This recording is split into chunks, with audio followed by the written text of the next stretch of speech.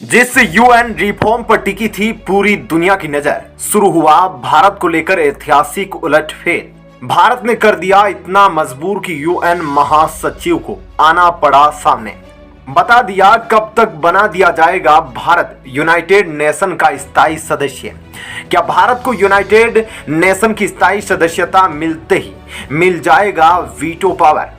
चीन ने हमेशा ही भारत का यूनाइटेड में किया विरोध, अब लगेगा चीन का नंबर। भारत को लेकर जर्मनी ने खड़ा कर दिया कौन सा नया बखेड़ा? तो दोस्तों आइए जानते हैं इन सारी खबरों को विस्तार से। दोस्तों, भारत ने पीएलए सेना की हड्डियों को तोड़ा तो संयुक्त राष्ट्र महासभा यानी कि यूनाइटेड नेशन भी अपनी सोती नींद से जाग गया है। दशकों से यूनाइटेड नेशन में रिफॉर्म पर टकटकी लगाए बैठे भारत का इंतजार खत्म हो गया है। अभी तक यूनाइटेड नेशन से जो भी खबरें भारत के स्थायी सदस्यता और वीटो पावर को लेकर आती थी, उनमें से ज्यादा खबरों की पुष्टि नहीं हो पाती थी। लेकिन इस बार स्थायी सदस्यता को लेकर आधिकारिक ऐलान हुआ है।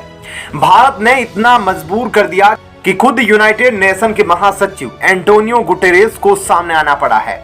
वीटो की अहमियत उस दिन समझ में आई जब यूक्रेन के मुद्दे पर रूस को अमेरिका ने दुनिया से बैन करना चाहा था, पर रूस ने बड़ा दांव खेलते हुए अपने वीटो पावर का इस्तेमाल किया और अमेरिका की मंशाओं पर पानी फेर दिया। भारत और चीन की कहानी भी रूस और अमेरिका से ज्यादा अलग नहीं है, क्योंकि भारत को भी चीन बार बार अपने वीटो के चलते आंख दिखाता आया है। लेकिन अब चीन की वीटो पावर वाली नीति पर हमेशा के लिए फुल स्टॉप लगने जा रहा है, क्योंकि भारत को भी अब यूनाइटेड नेशन के स्थायी सदस्य बनने से कोई रोक नहीं सकता। दुनिया के सभी ताकतवर देशों के झंडे भारत की तरफ झुकने शुरू हो गए हैं। भारत जब बार बार कह रहा था कि उसको यूनाइटेड नेशन की स्थायी सदस्यता में शामिल किया जाना चाहिए, उसे वीटो पावर दी जानी चाहिए, तब सभी ने यूनाइटेड नेशन में वीटो पावर रखने वाले देश रूस, अमेरिका, फ्रांस और ब्रिटेन, इनमें कोई भी भारत को तवज्जो नहीं दे रहा था। वहीं चीन की तो बात ही अलग है, क्योंकि वह कभी चाहता ही नहीं कि भारत को वीटो पावर हासिल हो, क्योंकि भारत को वीटो पावर मिलने का मतलब है एशिया में भारत के मुकाबले चीन की दादागिरी बिल्कुल भी नहीं चलने वाली है। भारत बिना वीटो रखे जिस तरीके से चीन के सैनिकों की कुटाई कर रहा है, अगर यूनाइटेड नेशन में स्थायी सदस्य बन गया तो यूएन में भी चीन अपनी कूटनीति के जरिए जमकर पिटाई करेगा। लेकिन आखिरकार भारत का यह इंतजार कब खत्म होगा, कब उसे यूनाइटेड नेशन का स्थायी सदस्य बनाया जाएगा? तो आपको बता दें कि इसकी पुष्टि खुद यूनाइटेड नेशन के महासचिव को अब करनी पड़ी है। भारत ने यूनाइटेड नेशन में बैठे बड़े बड़े अधिकारियों को इतना मजबूर कर दिया कि अब चीन भले ही भारत को वीटो दिए जाने की विरोध करे, लेकिन अब भारत को स्थायी सदस्य बनने से रोक नहीं पाएगा। रूस पहले ही भारत को वीटो पावर दिलाने के लिए खुला समर्थन दे चुका है। लेकिन यहाँ पर सबसे बड़ा सवाल यह है कि कभी भी अमेरिका और रूस यूनाइटेड नेशन में एक तरीके के विचार प्रकट नहीं करते, तो क्या जब भारत को यूनाइटेड नेशन में स्थायी सदस्य बनाने की बात आएगी तो रूस द्वारा लाए गए प्रस्ताव पर अमेरिका सहयोग करेगा? तो आपको पिछली बार भारत के विदेश मंत्री एस जयशंकर के द्वारा ऑस्ट्रेलिया में दिए गए बयानों को सुनना चाहिए। दरअसल अभी बीते महीने भारत के विदेश मंत्री को ऑस्ट्रेलिया के लोवी इंस्टीट्यूट में आमंत्रित किया गया था और उनसे कई ग्लोबल मुद्दों को लेकर चर्चा की गई। उसी दौरान यूनाइटेड नेशन को लेकर भी जयशंकर जी ने कई बड़े बयान दिए और यूनाइटेड नेशन में मेंबर्स की संख्या बढ़ाने पर जोर दिया।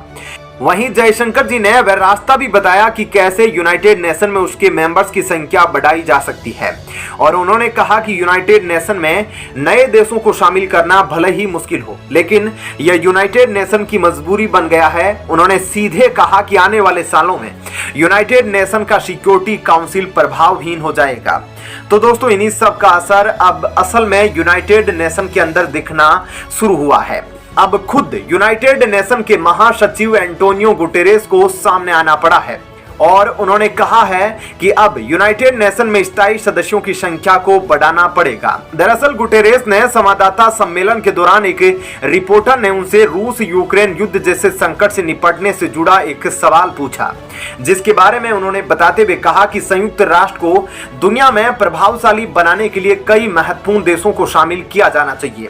उन्होंने यह भी कहा कि उनको अमेरिका और रूस की ओर से भी सितंबर महीने में आयोजित की गई महासभा के दौरान कहा गया है है कि यूनाइटेड नेशन में स्थायी सदस्यों को अब बढ़ाया जाए। दरअसल सबको पता है कि भारत रूस और यूक्रेन के मुद्दे पर जो कर दिखाया है उसे यूनाइटेड नेशन भी नहीं कर पाया था। यूनाइटेड नेशन में रूस को रोकने के लिए हर दिन मीटिंग होती रहे, लेकिन रूस रुका नहीं। वह लगातार यूक्रेन पर हमला करता रहा और आगे चलकर स्थितियां ऐसी बन गई कि अमेरिका तक के होश उड़ गए। जब उसे पता चला कि अब रूस परमाणु हमला करने वाला है, तभी भारत ने रूस से संपर्क किया और परमाणु हमला न करने की हिदायत दे डाली। और अंत में रूस के राष्ट्रपति व्लादिमीर पुतिन ने भारत की बात मान ली और परमाणु हमला करने से रुक गए। वहीं अमेरिका की सबसे बड़ी खुफिया एजेंसी CIA के अध्यक्ष की ओर से भी बयान आया है। उन्होंने कहा कि भारत ने रूस को परमाणु हमला करने से रोक दिया है। तो दोस्तों, ये तो जुड़ी थी वीटो से जुड़ी खबर। अब आइए दूसरी खबर को बताते हैं, और यह खबर भारत और जर्मनी से संबंधित है। जर्मनी ने एक बार फिर से भारत के पीठ पर खंजर घोंपने की कोशिश की है। भारत जिसे अपना दोस्त समझ रहा था, असल में वो चीन का सबसे बड़ा हितैषी निकला।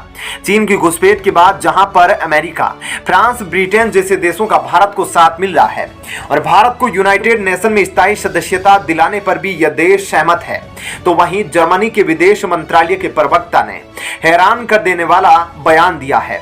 रूस यूक्रेन मुद्दे को लेकर जर्मनी जो भारत को लेक्चर दे रहा था, चीन के मुद्दे पर चुप्पी साध लिया है। उधर अभी हाल ही में जर्मनी की विदेश मंत्री बेयरबाख भारत के दौरे पर आई थी, जहां पर उनकी मुलाकात भारत के विदेश मंत्री जयशंकर जी के साथ हुई।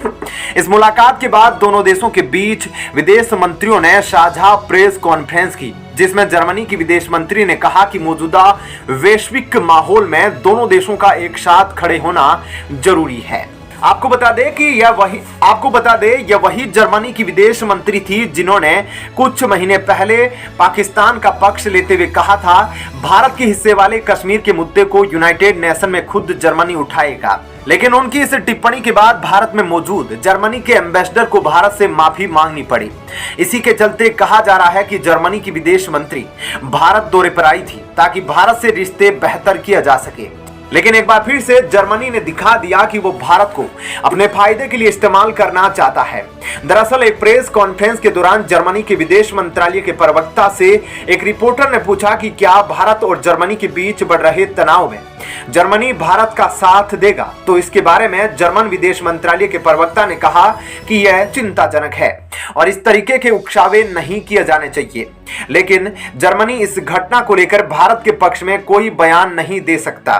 वहीं जर्मनी का चीन के विरुद्ध जाकर भारत के पक्ष में कोई बयान न देने का कारण भी यह है कि जर्मनी चीन पर बहुत ज्यादा निर्भर है, इसलिए जर्मनी भारत के पक्ष में कोई बयान देने से बच रहा है। उधर अभी हाल ही में चीन की घुसपैठ के बाद जर्मनी के राजदूत फिलिप एंकरमैन का बयान आया था, जिसमें उन्होंने कहा था कि चीन की ओर से अरुणाचल प्रदेश में घुसपैठ की जा रही है और उसी के चलते जो झड़प दोनों देशों के बीच हुई है वह चिंता का विषय है। और जर्मन राजदूत ने यह भी कहा कि भारत और जर्मनी दोनों देश रूस और चीन के मुद्दे को लेकर एक दूसरे के संपर्क में भी है। ऐसे में आपका इस खबर पर क्या कहना है, जरूर बताएं। धन्यवाद।